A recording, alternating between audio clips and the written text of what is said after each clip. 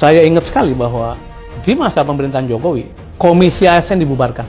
Padahal Komisi ASN adalah penjaga meritokrasi gitu. Dan yang paling ngontot membubarkan namanya Pak Luhut Panjaitan. Dia muncul pikiran-pikiran rektor tunjuk langsung aja presiden gitu.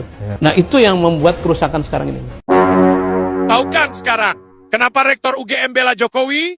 Karena dia ditunjuk oleh Jokowi menjadi rektor UGM. Pinter sekali kan Jokowi? Kenapa membubarkan Komisi ASN? Biar dia bisa pilih rektor pilihannya.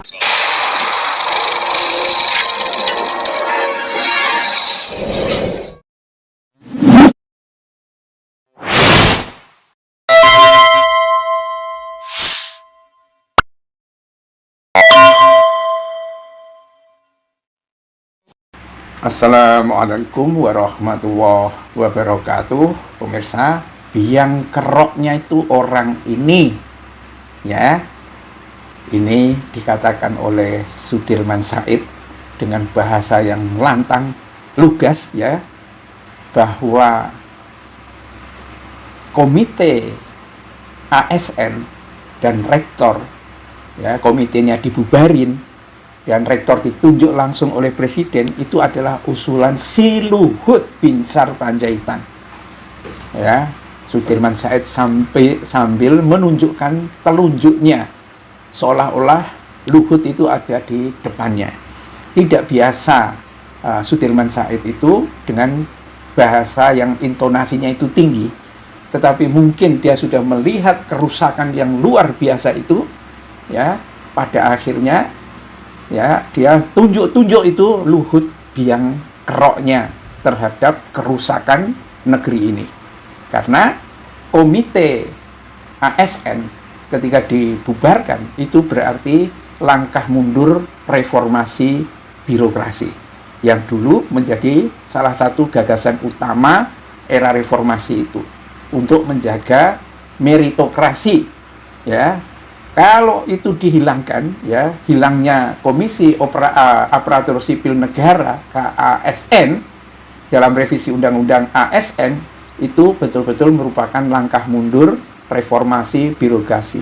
Tak hanya itu, ya, sebetulnya dibubarkan KASN itu juga merupakan bentuk pengabaian terhadap rekomendasi tim percepatan reformasi hukum, ya, yang telah diserahkan ke Jokowi, ya. Tim yang dibentuk Kemenko Polhukam itu merekomendasikan penguatan peran komite, tetapi malah justru dibubarin. Nah, karena itulah kebijakan baru ini membuat persoalan terkait dengan ASN dan birokrasi makin jauh dari perbaikan. Ya, persoalan itu misalnya terkait fenomena jual beli jabatan, ya, tinggal dekat-dekat aja dengan penguasa, dengan Jokowi. Ya, dekat dengan Jokowi, ya, gampang itu jabatan-jabatan itu. Makanya kan banyak sekali penjilat, karena kalau sudah menjilat dekat, mungkin bayar duit, ya, mungkin store-nya ke Gibran atau kemana, dia akan mudah untuk menjadi pejabat birokrasi dan lain sebagainya. Nah, pembubaran ini juga menguatkan politisasi birokrasi dan birokrasi berpolitik, ya. Jadi waktu itu, ya, siapa yang tidak milih Gibran Prabowo atau Prabowo Gibran, ya mungkin akan segera dimutasi. Kasus-kasus mutasi, ya, yang akhirnya ketahuan, ya, itu kan karena seperti ini. Ya, ini biang keroknya itu, ya, presiden, pembisiknya itu, ya, Luhut Binsar Panjaitan. Nah, memang pemirsa, kalau dilihat dari trah dan garis keturunannya, Jokowi memang kan keturunan PKI, hidup awal dalam lingkungan PKI, dan cara berpikirnya, ya, PKI. Pokoknya kekuasaan, apapun caranya.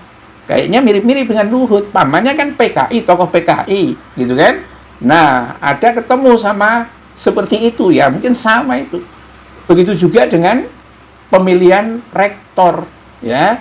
Rektor yang dulu itu dipilih sepenuhnya oleh Senat Universitas, ya, kemudian diubah, diatur melalui kewenangan pemerintah pusat melalui menteri. Menteri lapor ke presiden, Bapak maunya siapa, Pak rektornya? Ini. Sudah dengan suara 35%. Siapa yang ngusul? Luhut Binsar Panjaitan. Itu dikatakan oleh Sudirman Said secara jelas. Jadi dua inilah yang nampaknya biang kerok. Ya, walaupun Luhut itu sudah tua, tapi sehat banget. Nah, rata-rata bangsa itu diuji dengan orang-orang yang jahatnya kayak begitu itu, pemirsa. rakusnya bukan main itu si Luhut itu, ya kan? Ya, pernah disindir oleh Anies Baswedan, kalau penguasa merangkap pengusaha ya sudah habis semua. Dia yang memutuskan bagaimana anggaran itu, dan dia yang melakukannya. Ya, nggak tahu perutnya Luhut itu seberapa kuat, kok orang bisa menjadi rakus kayak begitu, ya kan? Tetapi juga banyak penjilatnya. Dan kedua orang ini kan, Luhut memberikan apresiasi kepada Jokowi dengan membuat patung, ya, yang ada di Medan atau di Sumatera Utara itu, dan patungnya ini sekarang mirip dengan Jokowi saat ini, ya, kayak mengenaskan, kena penyakit gitu. Ya nggak tahulah, tetapi ini menjadi semakin jelas kalau hancur-hancuran birokrasi yang ada di Indonesia dan hancur-hancuran pendidikan di perguruan tinggi di Indonesia dengan rektor-rektor di bawah kendali presiden. Dan menteri hanya menjalankan apa perintah presiden. Tidak ada visi menteri. Visinya presiden. Dan itu diterjemahkan dengan, kalau yang ada di Yogyakarta itu harus dengan seizin dan kemauan Jokowi. Kenapa? Karena Jokowi ijazahnya palsu, maka wakil-wakil rektor atau calon-calon rektor yang diuji harus punya kesetiaan untuk membela Jokowi. Ya kan? Kamu berani membela ijazah palsunya Jokowi, berani Pak, ya sudah kamu aja yang jadi rektor, yang lain nggak berani, gitu kan? Dan ini sebetulnya sudah diketahui semua oleh Civitas Akademika Universitas Gadjah Mada. Bahkan saya percaya gitu ya, kalau ditanya hati nuraninya atau dihipnotis saja si Ova Emilia ini, ya, dihipnotis kayak di uya-uya itu, uyah-kuya ya. Kemudian ditanya, sebetulnya kamu mengatakan Jokowi itu nerima ijazah asli itu, mengatakan seperti itu tuh dari hati nuranimu sendiri atau karena tertekan? Nanti dia akan jawab itu. Mungkin seperti itu. Inilah maka kehancuran yang ada di perguruan tinggi ini, ya, ulahnya Luhut sama Jokowi itu. Billahi taufiq wal hidayah. Assalamualaikum warahmatullahi wabarakatuh.